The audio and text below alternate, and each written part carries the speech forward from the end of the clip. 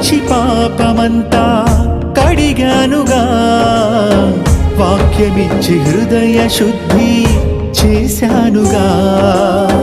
పరిశుద్ధుడవై పరలోకం చూస్తావని, పరలోకం చేర్చుటకే వచ్చానుగా.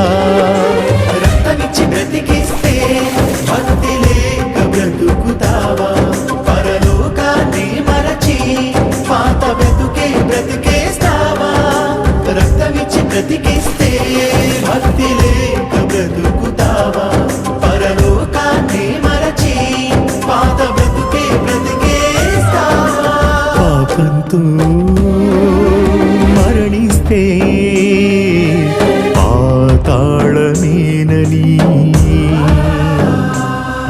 అపరాధంతో